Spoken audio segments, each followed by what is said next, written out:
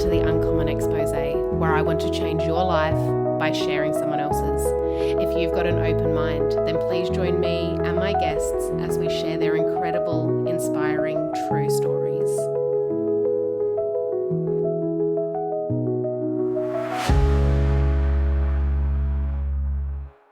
Hello and welcome to my podcast. Thank you so much for reaching out to share your story. I get a lot of questions. Oh, how do you find guests to come on? And sometimes it's organic, and then sometimes I put a bit of an ad out, and you responded to my ad. So thank you. You're welcome. I'm very excited. So when we get started, I'll just get you to introduce yourself, and then we will crack on with your story. Well, I'm Brittni, and I'm 36 years old. I have a wonderful husband who I've been with for 8 years now, and a beautiful 2-year-old boy. Oh, amazing. Who is my world. Yes, and I think that he's a big part of your life now, isn't he? Absolutely. After everything that's happened so fast. It's a fresh start. Yeah, that's a perfect way to put it. Alrighty, so let's share about what your story will be about, and then we will move on into it. I'll be talking about family abuse, particularly from my mother, who was the sole culprit, so to speak. Yeah. All right, well then let's go. Where do I start? I guess I'll just go with little memories. I don't remember much of my younger childhood. I remember bits and pieces as memories that my mother has told me. She told me that when I was in prep or preschool, that she had to pull me out because no one wanted to be my friend. I have been unlikable since I was a very little child. Oh my God. I had birthday parties where they only went because of the cake or the presents or the clown that was there. I know I was very... Your birthday party, people only came to your birthday parties for that? Yes, not for me. Yeah, okay. And gosh, I think I was only 6 or 7. Oh my God. Yeah, looking back in photos. Yeah. So I definitely know it started young. Yeah. And I know I was spoilt until my brother came along, and he's 5 years younger than me. Mm-hmm. I don't know if it changed then. And then I suppose it all spirals out of control when I moved to Hervey Bay, and that was 25 years ago. Mm-hmm. And we had a very strange relationship. It was more of a best friend relationship. Mm-hmm. And as I got older, How old were you at this age then, sorry? 12. 12, okay, yeah. And when you say you moved to Hervey Bay, did you move independently or did your whole family relocate? Whole family. Yeah. And at the time, Mum and Dad were still together. And as I got older, I very quickly moved into a husband and wife type relationship. You and your mum? Yes. Oh, wow. I was part of raising the girls, my sisters. Yeah. I still call them girls. It's hard. Yeah, okay. And that's when I remember starting the physical abuse of my brother. He would abuse you? Yes. Yeah. So I still got fear from him. Yeah. He would punch me in the breast. He'd kick me in private parts. Yeah. All I could do when he had his rages was just get on my back and like a cockroach and just kick and do whatever I can to keep him off me. Yeah. And I was the only one targeted by him. Mm-hmm. I don't know why. Mm-hmm. He was always very close to my mother, sorry. Mm-hmm. But Mum and I were like a pendulum.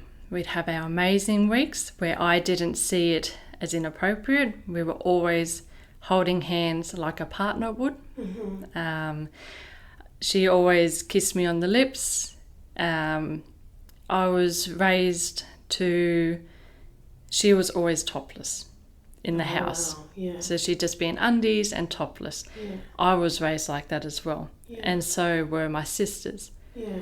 So there'd be 3 of us girls in the lounge room or sitting on the couch, no shirt on. Yeah. We're all developed. Yeah. And my father would be there. Yeah. He'd never say anything. Yeah. And it's not, and I defended this behaviour to my husband when I first met him, like I was proud that we were such an open family. Yeah. But there's a difference. Yeah. Like reflecting back, and as I've stepped away from the situation, I realised that it's not okay. Yeah. And I remember, you're treading on glass with Mum. Mm-hmm. And you could never speak about our private life when she was out in public. Everyone thought she was wonderful. Everyone kept telling me, you got such a wonderful mum, take care of her. And it makes you question your thoughts, and maybe I'm not going through this. Maybe she didn't just held me up by the chin against the front door. Maybe I'm not the one in the kitchen getting belted across my face, and I'd have red handprints on my cheek, and I'd just cry, and she'd come in and she'd go to whack me and say, look at you being afraid of your own mother. How was she different outside? Obviously, I'm going to assume no physical abuse, but really affectionate and kind. And on the good weeks, when you were out of the house? No. Yeah. I would be in the house. Okay. So 1 minute I was her, I suppose, female version of a husband, where we were raising the girls together, we were holding hands, we'd shared the same bed for as long as I could remember, and she'd want me to spoon with her, and we were both topless. God. It's hard for me to say because I feel so embarrassed. Like, why didn't I? Like, I was 16, I was 18, I was in my late 20s. Like, this was all happening before I met my husband. This is a conversation I've had at another time. When a parent or an authority figure is telling you these things are okay, your brain as a child is wired to just unconditionally love, trust, and accept that they're going to do the best things for you. So it's never the person's fault, it's the environment. I'm sure you know that now as an adult, and I don't think you should feel embarrassed. I think you just take that embarrassment with you, and I know it'll eventually go. Yeah. Just the more you talk about it, the better it becomes. Yeah, absolutely. And then there was the there's so many aspects to this. There was a time where my girls started. How old are your sisters? What's the age difference, I should say? 5 being.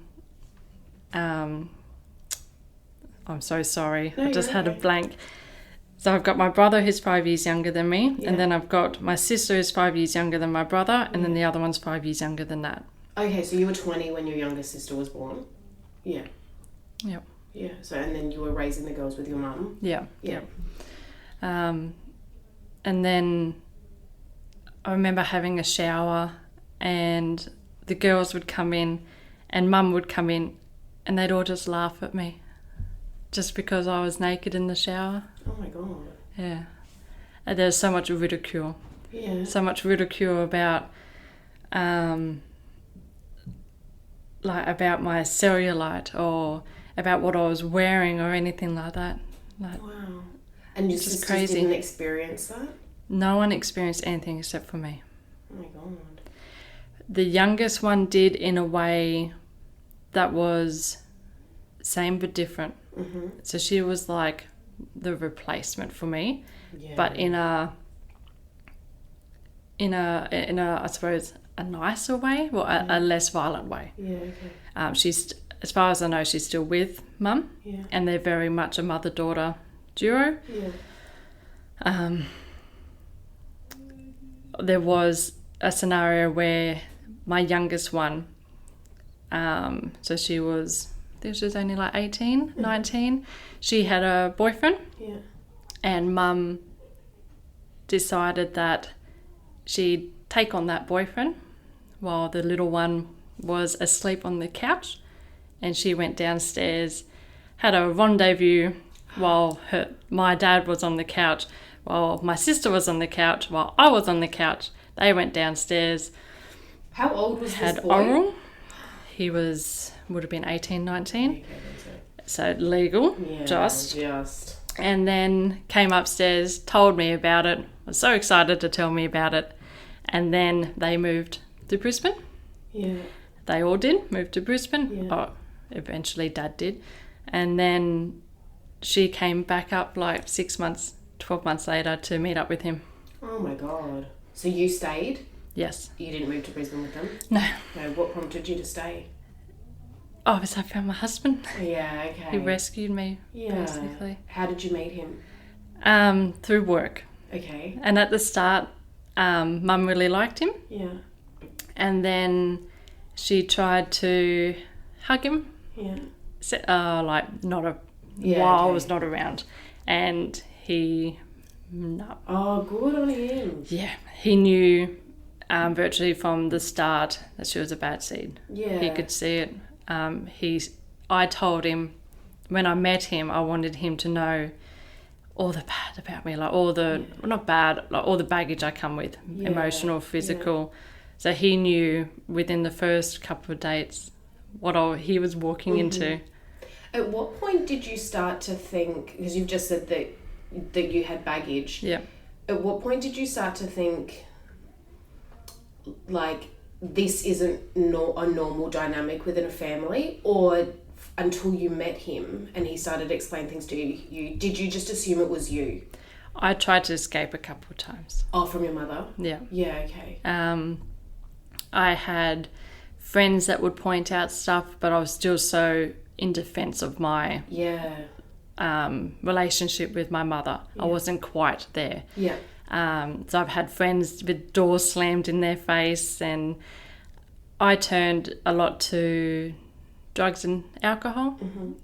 And I was out like Thursday, Friday, Saturday night. And oh my gosh, I was doing strip dancing. Yeah. And I turned... For finances? That as well, because Mother had me paying $350 a week, and I was casual and in high school. Yeah, okay. All my money went to her. Yeah. And I also had to pay groceries every second week. I had to pay half the electricity. I paid a lot of money. And so I went to Gold Coast, lasted 2 weeks there before she had a way of just like wooing me back in. Yeah, okay. Like a husband who says he'll never do it again. She was exactly like that. Yeah. I'd hear it. You know, I'm so sorry, B, I'd never do it again. Yeah. And you just believe. Yeah. You want it to be true, right? Yeah. And everything was my fault. So when she got so angry and that she would hit me in the face, it was, you shouldn't say stuff like that. Yeah. Yeah, right. So much.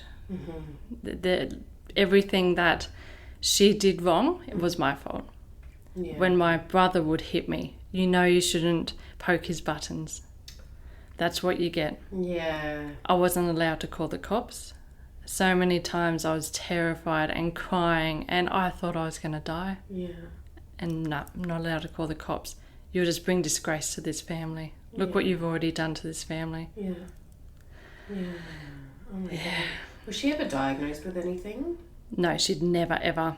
I've suggested it. Yeah. And never. I'm not a loony. I don't need a quack. That was her words. Yeah, okay. She did have, from what she's told me, she had an abusive mother and father. But when she's been such a pathological liar, I don't know what to believe and don't know what to believe. But there were times... So her and Dad are separated. They've been separated, for about, it'd be almost 20 years. Yeah. They've always lived together. Even now? Yep. Oh, wow. Money. Yeah, okay. He would do anything for her. Yeah. And she had multiple boyfriends. He'd see it all. He just didn't care. But I would hear about every sexual experience. From her? Yep. I heard about the first time she did anal. Oh my God. I heard about everything. Everything. And I'm a teenager. I'm a young adult. I shouldn't be hearing this stuff. I remember living in New South Wales and she'd hear about she'd tell me how cute the postie was. Yeah. I'm only like 10. I shouldn't be listening to my mother tell me how cute, like, she was still with Dad. Yeah. As far as I know. Yeah. Oh. Yeah. There's a lot to unpack. It's okay. I'm so sorry that you experienced it. As a mother, and I'm sure that you feel the same way, like the babies, and children, but from the moment of birth, from conception really, like you just want to protect them and take care of them and make sure that nothing ever happens to them. I find it really just sad that you didn't have that experience. I'm sorry. That's okay. I think I never felt so unloved until I had him. Yeah. Because I just don't know how you could hurt someone you love so much. I know. Sorry. No, it's fine. Just the worst thing is I only stopped speaking to her about, what is he? He's 2 years old, be almost 4 years that I decided to not respond. Yeah. I just think silly woman. You or her? Me for taking so long too. Yeah. And my husband is so supportive. He said if you wanted to talk to her now, if you wanted her back in your life, I'd support you. Yeah. Oh, what a good like, man. He'd do anything. What a good man. Yeah. I swear I'd be dead if it wasn't for him. Yeah. So when you met him, did he just basically open his heart for you and just accepted everything? Accepted stood by her, your side? accepted me. Yeah. Yep. I suffer from seizures. Okay, yeah. And it was like the second night we were on, I was so scared to go home. Every time I was out, I was terrified to go back home. To your mother? Yeah. And he said, as I lose memory leading up to it, and he said, you were terrified to go back home and you had a seizure in the truck. And he called her. Oh no, he got me out of the truck and carried me to the front doorstep and said, your daughter had a seizure. Well, just put her down. I'll take her to the hospital. And he's like, she said, I'll just bring her inside. Mm-hmm. He said, your daughter's had a seizure. She needs to go to the hospital. Oh, I'll just drive her then. Mm-hmm. And he regrets not just driving me straight to he thought he'd do the right thing. Yeah. And it's like, yeah. Oh, yeah. Wow. And then, like, we were talking about it the other night, and he said that night he was finally let into the hospital room. Mm-hmm. And he came in and my gown or whatever was wide open, breast out, and my dad was just sitting there. It's like every time we reanalyze a memory, I guess, then you kind of go, what else is my brain hiding? Yeah. What else is it in defense of, I guess? You would know this, and this is something that I only learned recently. Memory loss and then ongoing inability to retain memories is from trauma. Is a big sign of trauma, and you would know that. I only learned that recently. I know my brain is defending, I suppose, my sanity, protecting me. Yeah, of course. Of course. So when you met your husband and he was just open for you and everything that you needed, did that start a healing process for you, or when did that? It gave me bravery. Yeah, okay. Yeah. It gave me the strength to stand up, because I knew if I stood up against Mum, I'd have someone to fall back onto. Yeah. There were so many times I had clothes just thrown out on the front lawn. She'd kick me out. Yeah. And then he just gave me the strength. Yeah. He says he does nothing. Sometimes that's all you need though, isn't it? Yeah, just courage. Yeah. Oh, that's so beautiful. And I knew even if we didn't end up together that he would have been there as a friend. Yeah. To support me. I've never had anyone like him. That makes my heart happy. That's so beautiful that you found someone who's just so in love with you after what is like a sad childhood. Are you still in touch with your siblings, your brother and your sisters at all? No, because they see that I've hurt Mum. Yeah, okay. So they refuse to. I was in contact with Dad for a little bit when he was up in Hervey Bay still. He hadn't gone to Brisbane yet. Yeah. And then mother found out, and then she conned him to go into Brisbane with her, and then he'd call me like a secret lover when she was at work, and he'd be whispering phone calls or whatever, and then it all just stopped. And then I went, well, you're just as bad as her. You've bared witness to everything. Yeah. That when I was with my husband to begin with, Tim is his name. When I was first with him, it would have been only a couple of weeks into it. I was sitting at the dining room table and my brother was here. I was there. And so I'm in the middle of my brother and my father. No, sorry, my dad's in the middle. I'm so sorry. My dad's in the middle. I'm on the left and my brother's on the right. Yeah. And he reached over and punched me. Reached over my father and punched me. And my dad did nothing. No one did anything. Do you remember what triggered your brother to punch? Not that I'm saying that you're at fault, but was he just sitting there and spontaneously decided to hit you? It would have been something. A conversation? Yeah, it would have been a conversation, and I would have said something to trigger him. Yeah. Not that is ever condoned. It's never justified. Yeah. But there would have been something. Yeah. Okay. God knows. Yeah. But I remember Tim only told me like a year ago that he said after that incident he paid him a visit and said, "You never touch her again." Yeah. And no one's ever stood up to my brother. Oh, wow. Oh, that's so good. I know. And that helped get rid of the fear too. Moving to here, they're only 10 minutes away from me. They live here. And I was so scared of running into him. Like, what if I see him and he sees me and my boy? Like, what if he takes my baby away? What if mum takes my baby away? She always said that if I ever had a child, it'd be hers because I'm not fit to be a mother. Oh, my God.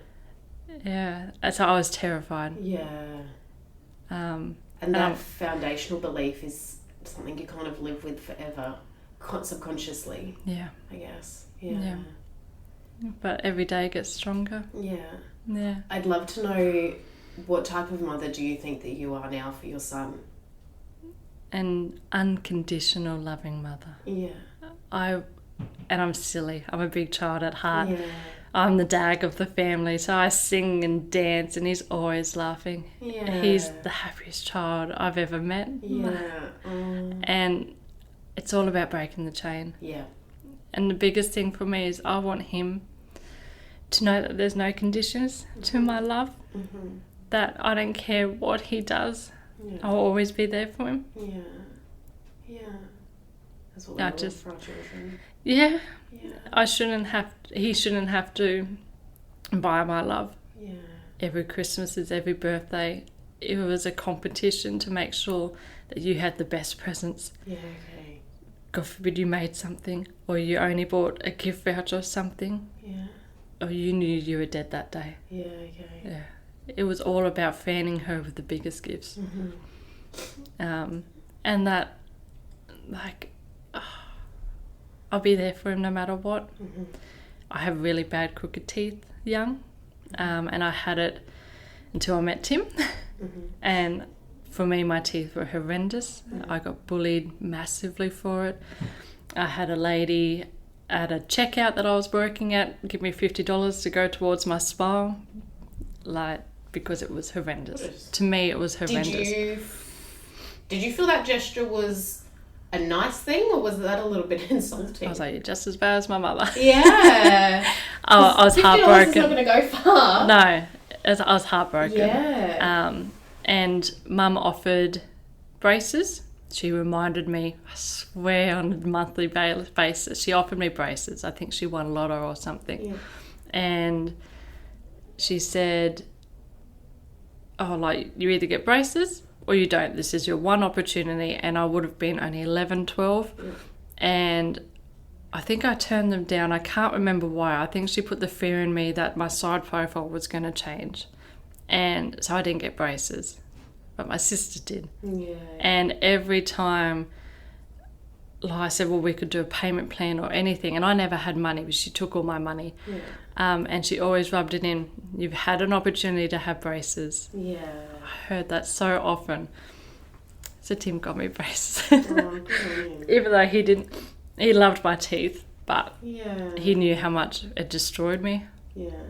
Well, I can tell from like the second you walked in, you were smiling. So obviously your teeth have like had a huge confidence boost. The worst thing is I've always been a smiley person. It was just covered. Oh, okay, then with your hands. Yeah, so I'd smile like that silly ad on TV. There used to be an ad on TV where, why are you always covering your mouth? I hated that ad. Okay, but that was me. Oh, it was a silly dental ad. Yeah. So yeah, I would always be smiling, but always had hand over mouth. Yeah, sounds like you had happiness in you then, and which might be where your son's gotten some of his joy. I've always been happy. Yeah. It's the only way I've coped. Yeah. It was my defence, I guess, to brighten the world as much as possible. Yeah. And laugh. I've always laughed. Yeah. I think if I hadn't laughed, I think I would be dead by now. Yeah. To be blunt, I guess. Yeah. Have you seen a therapist? Yes. And did that make a difference? Or I found with having my girls, this isn't about me, but I've seen therapists and they've made a difference, but having my children were the greatest catalyst for healing and change and growth within me. Yeah, absolutely. Is that what you felt? I have seen a couple of therapists. I think, not to sound up myself or anything, I think me constantly digging into my past and talking with Tim, and the further along I get, the more I stopped communicating with Mother, I found myself again. I didn't know who I was. I was Mum's creation, and I think that was the biggest therapy over anything. Yeah. I think they probably gave me some tools. Yeah. I've got PTSD, I've got anxiety, I had depression at one point, but I think just being able to communicate all my demons with my husband and discovering who I am, I think that was the biggest thing for me. Yeah.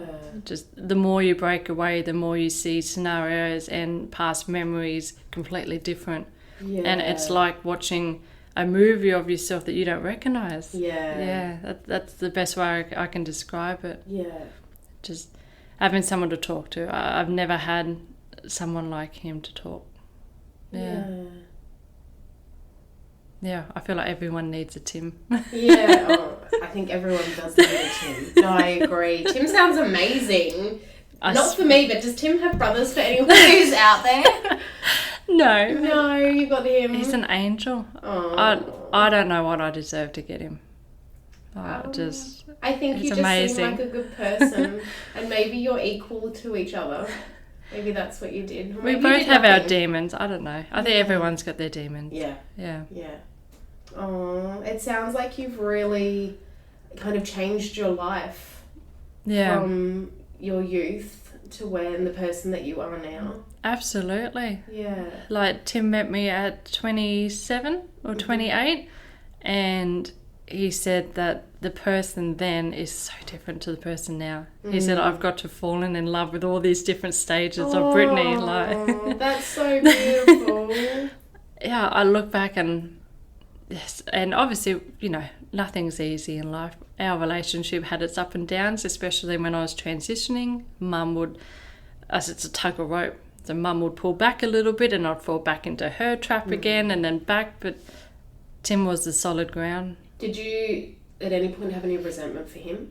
Because I know you said with your friends, because you were quite protective and defensive of your mother, that you wouldn't, I'm not sure if you would push them away, but did you find that with Tim as well?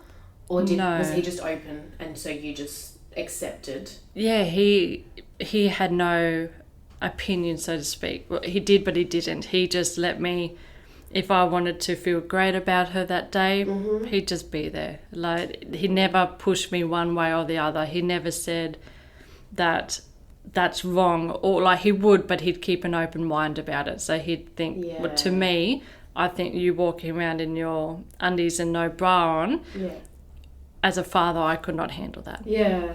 And I think once you're a certain age, it shouldn't happen. So he'd give me his opinion instead of just saying, that's wrong. Yeah, and then I'd take a step back. Yeah.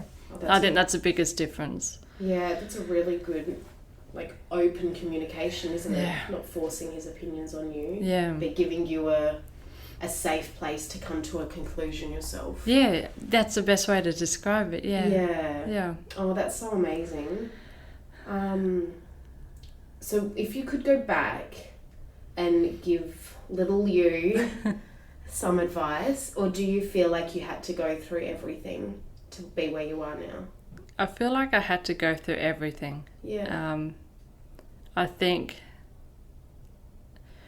the biggest turning point for me was when I was, what year are we, 2025?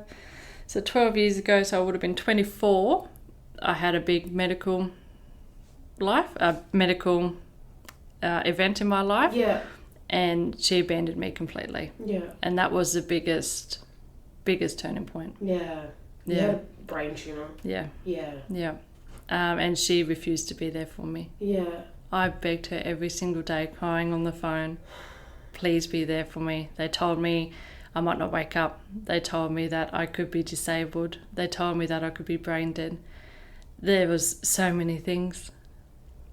And she just refused to be there for me. I begged her. Every day I'd be begging on the phone, crying, because I wasn't living with her. But she gave me the ultimatum. You can either be with the friends that saved your life that night, or you can be with me and no friends to support you. And I walked out of that cabin we were staying in at the time, and I said, you're not giving me any more ultimatums. Mm-hmm. I'm staying with my friends. Mm-hmm. And because I made that choice, I deserve to be alone. Right. She wouldn't let dad be involved, no one. Yeah. And her reason was that my sister had a gymnastics competition and she couldn't make it. Oh my God. Mm. You just said that your friends saved your life that night. Is that related to the brain tumour? Yeah, I had a seizure, so I suffer from full body tonic seizures. Yep. Thanks to the brain tumour. Okay. And I was at a friend's place on New Year's Eve and I smacked my head on the cement floor. I think I bounced off the bed and I almost bit my tongue off. So they pried their thumb in and rolled me to the side, and if it wasn't for them, God knows. Since having the tumour, you've had the tumour removed? Or Yes, shrunk? 99% or 97%. Okay, amazing. Yes. Do you still have seizures? Yes. Oh, Pregnancy was rough. oh of course. Yeah. I got to hold him with my arms and then I had a seizure. But I had seizures all through pregnancy. I had like 6 seizures. He's a tough little bugger. Yeah. And that has no impact on the pregnancy? No, because I have, I suppose, my danger zone. So my time periods where I'm at higher risk. Yep. And I've just been lucky enough that Tim has cameras up when he's not home. Mm-hmm. So if I do have a seizure, he can see. Oh, I loved him. I know. Oh, he sounds wonderful. I know. And then I remember having a seizure like 3 months into, not even 3 months, it must have been 3 weeks into, I know he was doing tummy time. Walter is my son's name. Oh. And he was doing tummy time. And I remember just waking up to him doing tummy time. And I was like, oh my God. trying to call Tim. I had mess everywhere. Yeah. And I'm like, I've had a seizure and I've neglected my son because he's doing tummy. Oh no, I think I had him on my lap and he rolled and must have done tummy time on his own. He was in my lap. But I knew to sit down on the floor. Yeah. As long as I'm on the floor, I'm pretty safe. Yeah. But I've had some close calls. Like when I was pregnant, I was working still and I was driving home on the highway. And then 15 minutes later when I got home, I had a seizure. Wow. I swear someone's looking after me. Yeah. I just got goosebumps. Wow. I've had some close calls. Like I've fallen down in the shower.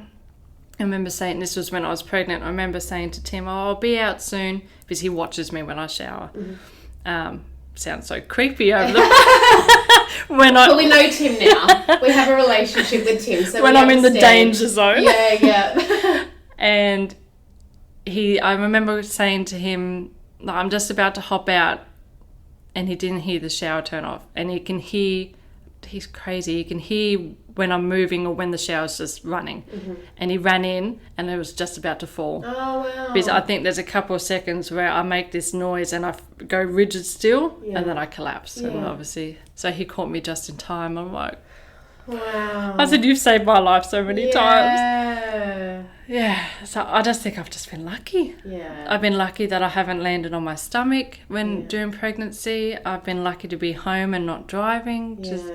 I've been very lucky. Yeah. But it's been like a year and a half since my last seizure. So we're on a Amazing. good run. Yay. Touch wood. That's good. Touch wood. I I'm know. touching my head. Touch wood. Touch wood. So it's been very lucky. Mm-hmm. But we've had to do MRIs and everything throughout the pregnancy and everything just to make sure, do MRIs on him to make sure he was okay. That is fine. He was a tough Perfect bugger. little boy. He was a long boy. Was he? 90th percentile. Wow. And a big head, 90th percentile. My daughter has a huge head too, so I understand. Oh my God. So do you get it from your father? No. He does get it from his father, does he? Yeah, you've got quite a normal sized head. That's what I think. Yeah, I think Tim so. will be like, nah. They never want to accept any blame though, do they? But we're both tall, so Yeah, okay. he was going to be a long baby. Yeah. Well, thank you for sharing your story. You're welcome. I just think that you seem so positive, and you can just see from your story now how blessed your life is, and I think you've really come a long way personally. Yeah. Do you think that? Oh, I don't recognise the old me. Yeah. Yeah. Amazing. I know that every day is a blessing. I know how lucky I am. I know that I could have, there was two ways to go. You either go and you break that chain and you don't, and you stay positive, or you go and you turn to drugs and you turn to alcohol, which I did, but I could have just lived off that. Yeah. You know, you hear of alcoholics or druggos, or I could have committed suicide. There's such a dark, there's such a dark path. I could still be an alcoholic now. Yeah. But I chose to just hold on to hope. Yeah. I guess just to know that it won't always be like this. Yeah. You can break away no matter how old you are. Yeah. Yeah. And just break the chain. Don't treat my husband like my mum treated my husband. Yeah. Don't treat my child like mum treated me. Oh, that's a beautiful message. It's never too late.